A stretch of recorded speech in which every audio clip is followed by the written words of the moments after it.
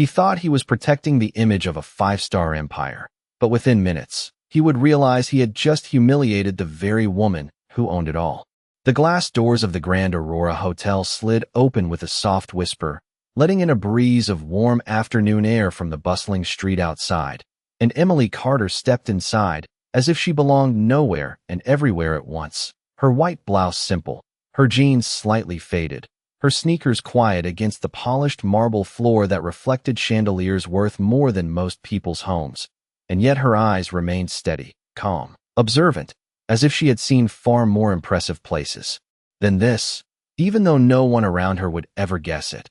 Not from the way a bellhop glanced briefly before looking away, not from the way a couple in tailored suits subtly shifted aside, as if she might disturb the elegance of the space, and certainly not from the receptionist who offered a polite but distant smile that never quite reached her eyes, the kind reserved for people who might not belong. Emily paused just a moment beneath the towering ceiling, taking in the familiar scent of polished wood and expensive perfume lingering in the air, a faint, almost invisible smile touching her lips before disappearing just as quickly.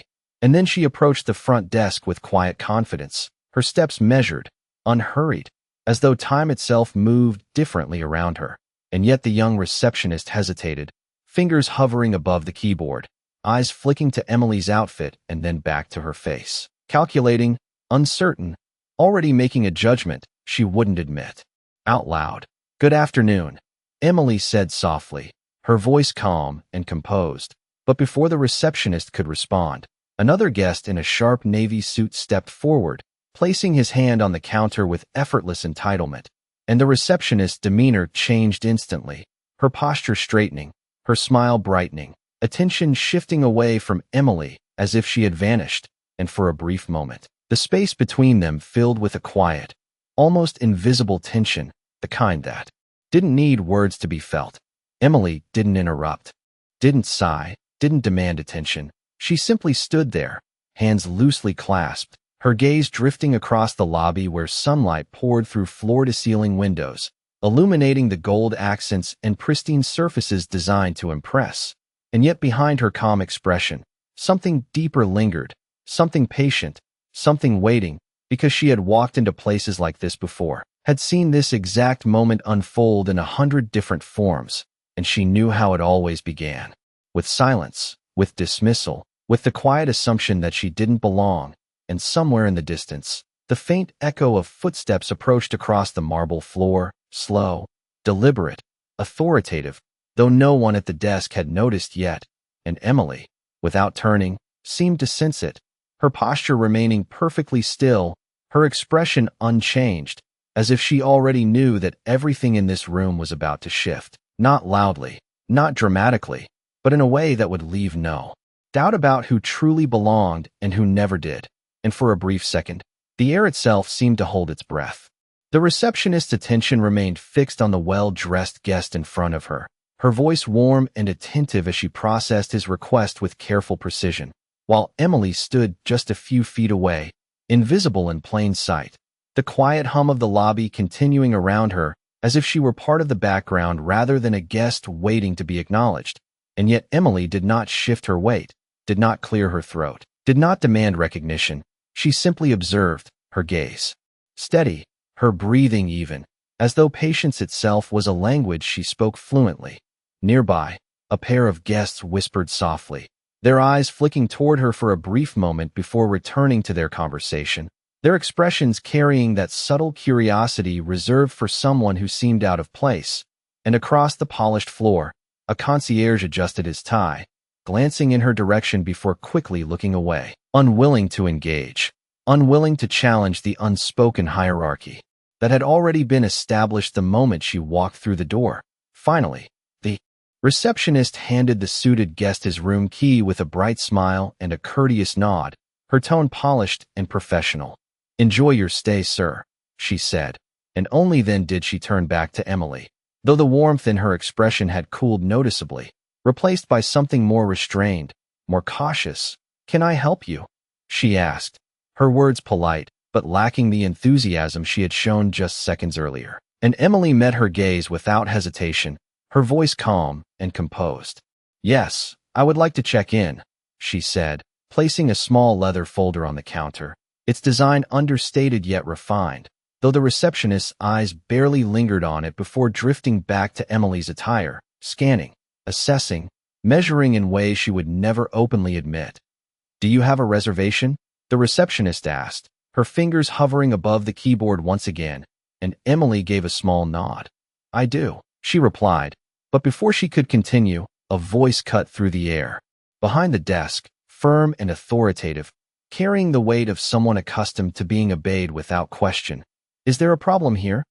Victor Langford stepped forward, his tailored suit immaculate, his posture rigid with quiet control, his gaze sharp as it settled on Emily, taking in every detail in a fraction of a second, and in that instant, a decision was made, one that required no confirmation, no evidence, only assumption. The receptionist straightened slightly, relieved by his presence. "She is asking to check in," she explained, her tone careful, and Victor's lips pressed into a thin line as he stepped closer, his polished shoes echoing softly against the marble floor, his eyes narrowing just enough to signal his disapproval. "This property operates on a reservation-only basis for our premium suites," he said, his voice measured but unmistakably dismissive, even though Emily had already stated she had a reservation, and for a moment, the words lingered in the air, heavy with implication, as if they were not merely a statement of policy but a quiet suggestion that she did not belong among those who did. Emily remained still, her expression unchanged, her hands resting lightly against the counter, and when she spoke again, her tone did not rise, did not falter. "I understand," she said, "and I do have a reservation under the name Carter." But Victor did not move to check, did not glance at the screen. Instead, he held her gaze with a calm certainty that bordered on arrogance, as though the outcome had already been decided before the conversation had even begun, and around them, the lobby seemed to slow, conversations softening, movements pausing just slightly. As people became aware of the tension forming at the front desk, a quiet shift in the atmosphere that signaled something more than a routine check-in, something that had yet to reveal its full weight. And still, Emily did not react, did not challenge. She simply waited, her composure unshaken, as if she already knew that this moment, like all the others before it, was only the beginning of something far more revealing. Victor Langford did not move, did not reach for the keyboard, did not even glance at the reservation system that sat inches away from him. Instead, he let a faint, controlled smile form, the kind that carried authority rather than warmth, and his voice lowered just enough to sound measured, almost polite. "Miss Carter, was it?" he said, though he had not confirmed it. "I believe there may be some confusion," and the words were smooth, deliberate, carefully chosen to sound reasonable while quietly dismissing everything she had just said. Emily's eyes remained steady on his, unblinking, her posture unchanged. "There is no confusion," she replied calmly, her tone even. "The reservation is under my name." But Victor tilted his head slightly, as if considering her words, though his expression suggested he had already decided otherwise. "Our guests typically receive confirmation details prior to arrival," he continued, his gaze briefly sweeping over her outfit again, not subtly, not kindly. "Perhaps you are looking for another property." And the implication hung in the air, unmistakable now, no longer hidden behind polite phrasing, and somewhere behind the desk, the receptionist shifted uncomfortably, her fingers tapping lightly against the keyboard without typing. Caught between uncertainty and the unspoken rule of deferring to authority, a quiet murmur rippled through the lobby, subtle but present, as a few guests began to notice the exchange more clearly, their conversations fading into the background, curiosity sharpening into attention, and Emily could feel it, the shift in energy, the weight of eyes that were not hers, the quiet anticipation of how this moment would unfold. Yet she did not react, did not raise her voice, did not defend herself. Beyond what was necessary, because she had seen this pattern before, the slow escalation, the careful layering of doubt, the quiet attempt to make her question her own place in a room she knew she belonged in. "I can provide the confirmation if needed," she said, her hand moving slightly toward the leather folder she had placed on the counter. But Victor raised a hand just enough to stop the motion without touching her, a gesture that was more symbolic than physical, More about control then. Necessity. That will not be necessary, he said, his tone firmer now, the patience beginning to thin. This establishment maintains a certain standard, and we reserve the right to ensure that all guests meet that standard. And there it was, no longer implied, no longer hidden, the line drawn clearly in the space between them, and for a brief moment, the room seemed to hold its breath. The chandelier light reflecting off the marble floor in a way that felt almost too bright, too still, as if everything had paused to witness what came next. Emily's expression did not change, but something in her eyes shifted, not anger, not embarrassment, but something quieter, something resolute, and when she spoke again, her voice carried a calm certainty that did not match the situation unfolding around her.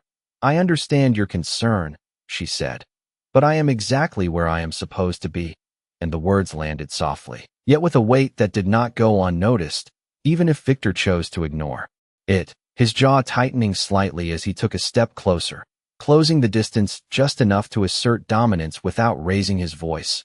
"I am going to ask you to step aside," he said, each word deliberate, controlled. "We have other guests to attend to," and behind him, the receptionist looked down, avoiding eye contact, while a security guard near the entrance shifted his stance, sensing the tension without fully understanding it. And across the lobby, the faint sound of approaching footsteps grew clearer, slower, more deliberate now, echoing across the marble floor in a rhythm that did not belong to the background. Though no one had turned to look yet, no one except Emily, whose gaze flickered just slightly past Victor for the briefest moment before returning to him, her composure intact, her silence speaking louder than any protest could, as if she already knew that whatever came next would not require her to say another word.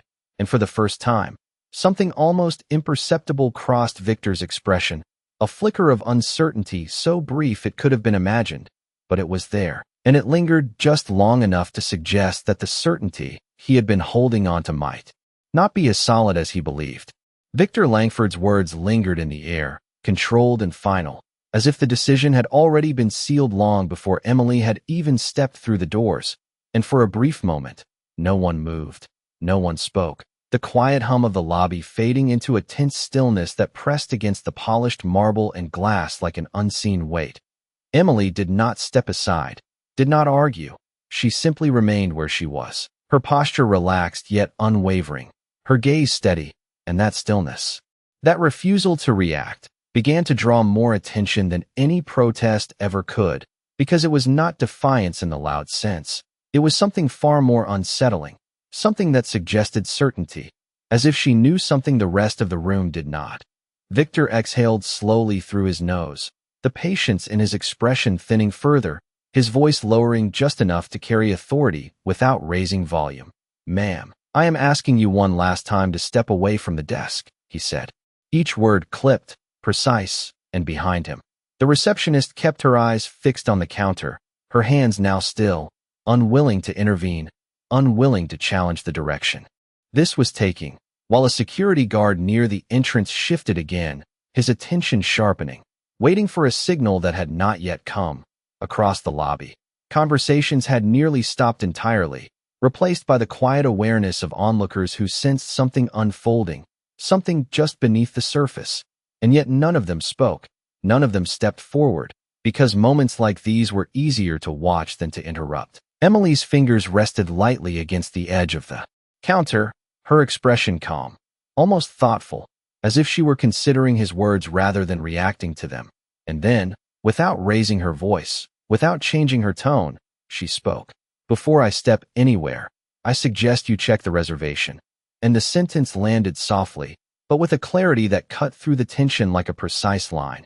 And for a fraction of a second, Victor hesitated, not enough for most to notice, but enough for the shift to exist, because something in her voice did not match the situation he believed he was controlling. Still, he did not turn to the screen, did not verify. Instead, he straightened slightly, doubling down on the authority he had already asserted. "We do not need to check anything," he replied, his tone firmer now, almost dismissive. "I am responsible for maintaining the standards of this property." And as he spoke, the sound of footsteps behind him grew clearer, no longer part of the background, but distinct, measured, deliberate, echoing across the marble with a rhythm that drew attention without demanding it, and one by one, a few heads began to turn, subtle at first, then more noticeably, as the presence approaching carried something unmistakable, something that shifted the atmosphere before a single word was spoken. Emily did not turn, not fully, but her eyes moved just enough to acknowledge it, a quiet recognition passing through her expression. And in that moment, the tension in the room tightened, as if everything had been leading to this precise point. Victor, still focused on Emily, remained unaware for a second longer, his attention fixed on asserting control, on maintaining the image he believed he was protecting. But then the footsteps stopped just a few feet behind him, and the silence that followed was different now. Heavier, sharper, the kind that made people instinctively hold their breath. And when a calm, composed voice finally broke through, low but unmistakably authoritative, it did not need to be raised to command attention. "Is there a reason my wife is being asked to leave?" And in that instant, Victor Langford froze mid-breath, his expression shifting before he could stop it, because something in that voice carried recognition, not uncertainty, not question, but certainty, and slowly, almost reluctantly, he turned. Victor Langford turned slowly, and the moment his eyes landed on the man standing behind him, something shifted instantly, something sharp and undeniable that cut through every assumption he had made just seconds before. Because Daniel Carter did not need to introduce himself, did not need to raise his voice or display any sign of authority, it was already there in the way he stood, in the calm certainty of his expression, in the quiet confidence that filled the space around him like an invisible force. The tailored charcoal suit fit him perfectly, the subtle gleam of his watch catching the chandelier light. But it was not the details that mattered, it was the recognition, the unmistakable realization that flashed across Victor's face before he could suppress it, his posture stiffening, his breath catching just slightly as his mind raced to reconcile what he was seeing with what had just happened. "Mr. Carter," Victor said, the name leaving his mouth with a hesitation that had not existed in his voice before, and for the first time, the authority he had been holding onto began to fracture, not loudly, not dramatically, but in small, visible cracks that spread across his expression. Daniel's gaze did not leave him, steady and composed, but there was no warmth in it, only a quiet expectation, the kind that did not need to be explained.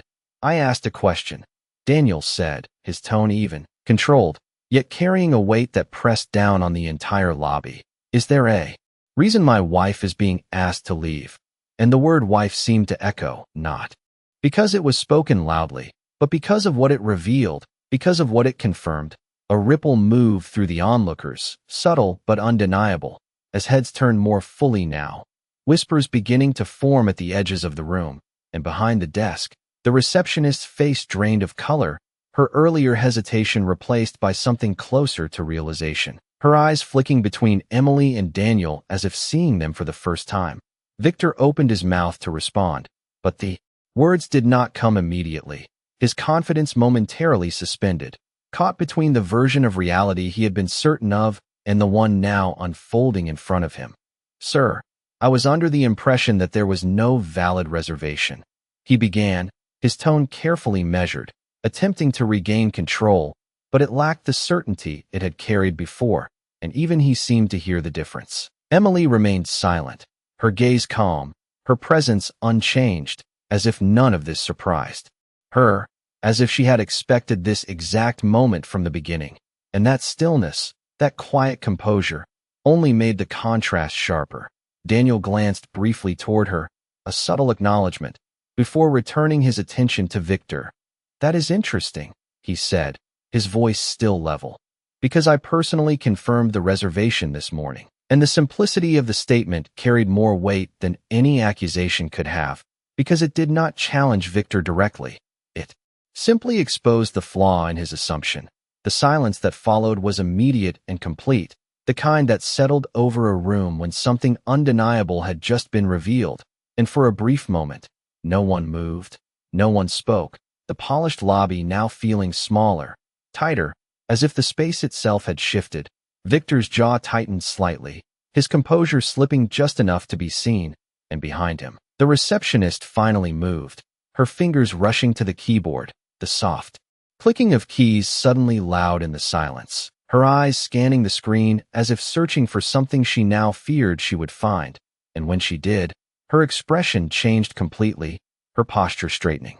"With urgency, sir," she said quietly, her voice no longer uncertain. "The reservation is here." And those 4 words landed with a finality that could not be undone.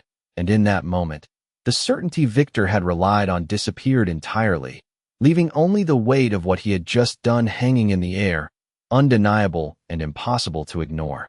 The words hung in the air, heavy and irreversible, and for a moment Victor Langford did not respond, his gaze fixed on the screen, as if willing the information to change, as if there had been some mistake. But the reservation remained there, clear and undeniable, the name Carter displayed in a way that left no room for interpretation, and slowly, almost imperceptibly, the confidence he had worn so effortlessly just minutes ago began to dissolve. "I see," Victor said finally, though the words sounded thinner now, lacking the authority they once carried. And he straightened his posture as if trying to reclaim control. "It appears there has been a misunderstanding." But even as he spoke, the phrase felt hollow, insufficient against the weight of what had already unfolded. Daniel did not respond immediately, his eyes remaining on Victor, steady, unreadable. And that silence stretched just long enough to become uncomfortable, just long enough for everyone in the lobby to feel it, to recognize that this was no longer a simple exchange, but something far more revealing. Emily remained beside the counter, her expression calm, her presence unchanged, as if the shift in power had not altered her in the slightest. And that composure made the contrast even sharper, because she had not needed to raise her voice, had not needed to defend herself beyond a few quiet words, and yet the entire situation had turned. The receptionist swallowed nervously, her fingers still resting on the keyboard, her earlier hesitation replaced by a quiet urgency. "Would you like me to proceed with the check-in, Ms. Carter?" she asked, her tone now careful, respectful, and Emily gave a small nod, her voice soft but steady. "Yes, please." And the simplicity of her response carried a quiet finality, as if she had no interest in prolonging the moment. Victor shifted his weight slightly, his hands clasping together in front of him as he attempted to regain composure. "Mr. Carter, Ms. Carter, please accept my apologies," he said, the words measured, controlled, but lacking the sincerity that might have softened them. "We strive to maintain the highest standards, and sometimes that requires difficult decisions." And there it was again, the attempt to justify, to frame the situation as procedure rather than judgment. But Daniel's expression did not change, his gaze steady, his presence unyielding. "Standards," Daniel repeated quietly, not as a question, but as a reflection, and the single word seemed to echo more than anything Victor had said, because it carried with it an unspoken challenge, a quiet examination of what those standards truly meant.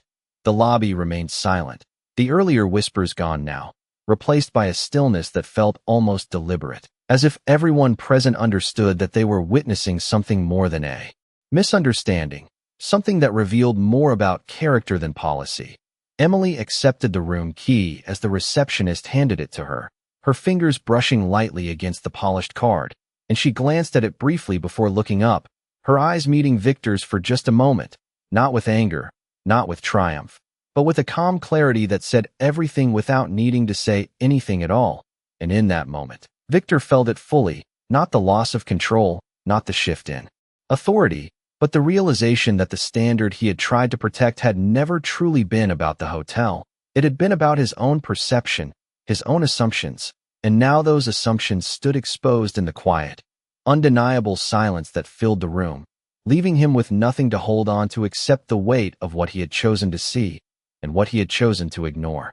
Emily closed her fingers gently around the room key, the smooth plastic cool against her skin, and for a brief moment, she simply held it there, not as a symbol of victory, not as proof of anything, but as something that had always been hers from the moment she walked through those doors. And yet the way the room reacted made it feel like something more, something heavier, because now every glance, every shift in posture, every quiet breath carried a different meaning. Daniel remained beside her, his presence steady, his expression composed, but there was a subtle firmness in the way he stood, a quiet line drawn that did not need to be spoken aloud, and Victor could feel it, could sense that this moment was not over, not truly. Because recognition alone did not erase what had already been done. "Emily," Daniel said softly, his voice lowering just enough to separate it from the tension in the room. And she turned her head slightly toward him, meeting his gaze with the same calm certainty she had carried from the beginning. "Are you ready?" he asked, not as a command, not even as a suggestion, but as a simple acknowledgement that the choice was hers, and she gave a small nod, her expression unchanged. "Yes," she replied, her voice steady. And the simplicity of that exchange contrasted sharply with the weight of everything surrounding it. Victor shifted again, the polished confidence he once held now replaced by something more uncertain, more cautious, and he cleared his throat slightly, as if searching for something to say that might restore balance. "If there is anything we can do to make your stay more comfortable," he began, but the sentence trailed off, unfinished, because even he seemed to recognize how inadequate it sounded in the face of what had already happened. Daniel turned his attention back to him, his gaze calm but direct, and when he spoke, his tone remained even, almost quiet, yet every word carried a precision that left no room for misunderstanding. "Comfort is not the issue," he said, and the words settled into the silence like a weight. "Respect is."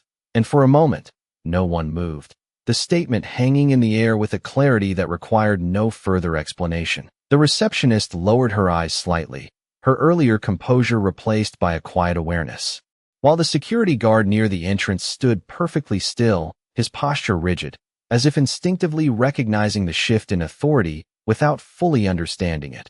Emily glanced briefly around the lobby, her gaze moving across the faces that had once looked at her with uncertainty, with dismissal, and now watched with something entirely different, something closer to reflection, and yet she did not linger on them, did not seek acknowledgement, because that had never been her intention.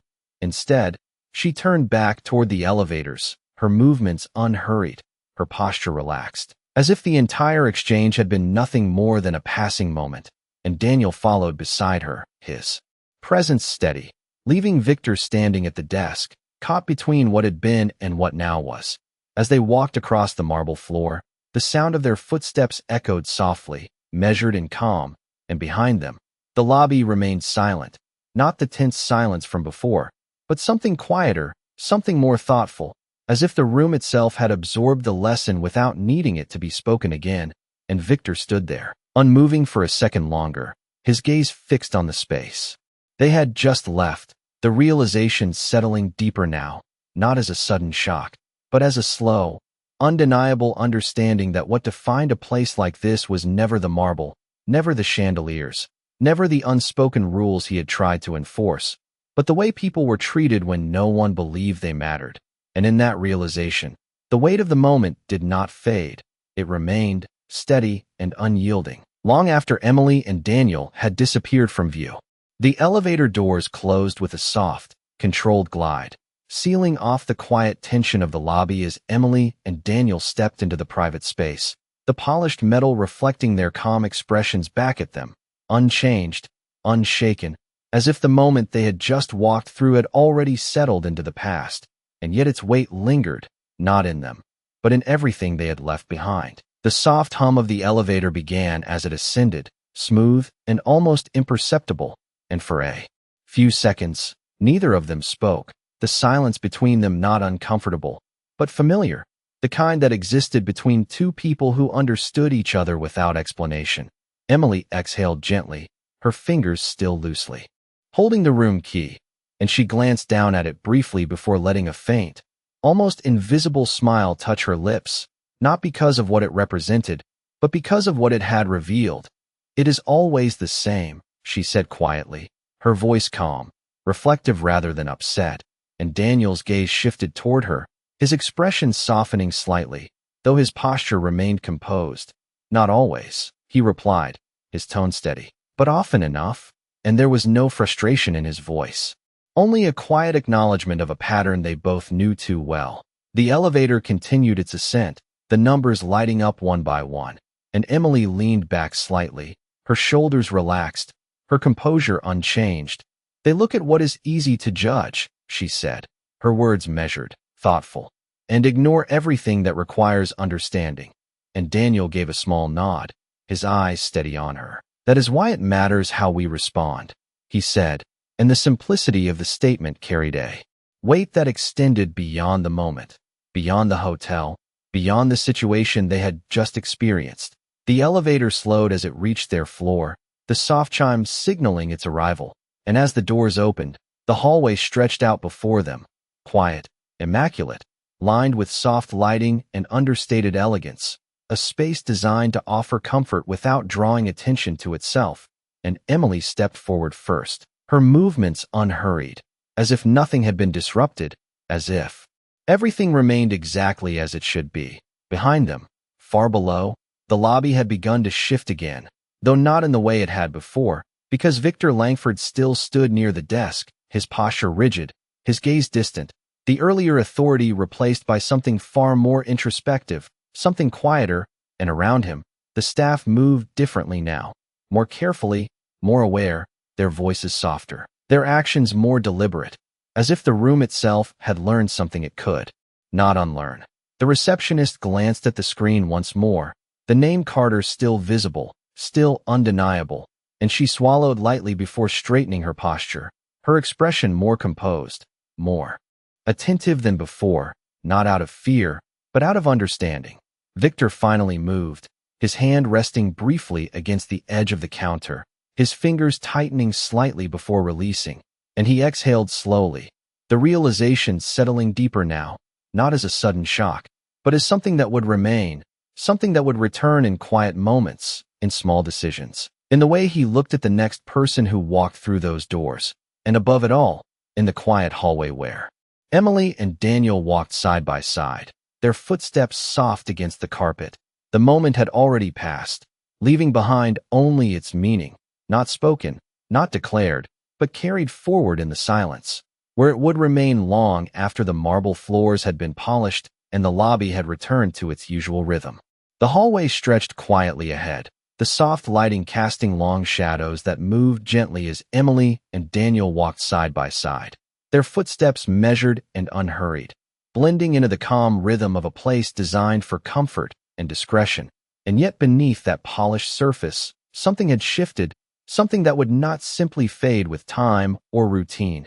Emily paused briefly outside their suite, her hand resting lightly against the door handle as she glanced back down the corridor, not searching for anything, but reflecting, as if the moment downstairs still lingered just beneath the surface. And Daniel watched her for a second, his expression steady, understanding without needing explanation. "You did not need to say much," he said quietly, and Emily gave a faint smile, her eyes thoughtful. "I did not need to," she replied, her voice calm. They heard everything they needed to in the silence, and there was no pride in her tone, no sense of victory, only a quiet acknowledgement of what had already unfolded. She opened the door, and the suite revealed itself in soft tones and expansive space, floor-to-ceiling windows framing the city skyline in the distance, the kind of view people often believed defined luxury. But as she stepped inside, it was clear that none of it had ever been the point. Daniel followed, closing the door gently behind them, the click soft but final, separating them completely from the tension they had left below. And for a moment, they stood in the stillness, the outside world reduced to distant motion beyond the glass. And Emily set the room key down on the table without a second glance, as if it had already served its purpose. Far below, in the lobby, Victor Langford remained at the front desk, though the energy around him had changed entirely, the earlier certainty replaced by a quiet awareness that settled into every movement, every decision. And as the next guest approached, dressed in simple clothes not unlike Emily's, Victor hesitated for the briefest moment, a pause that had not existed before, his eyes taking in more than just appearance, his tone measured differently as he greeted them.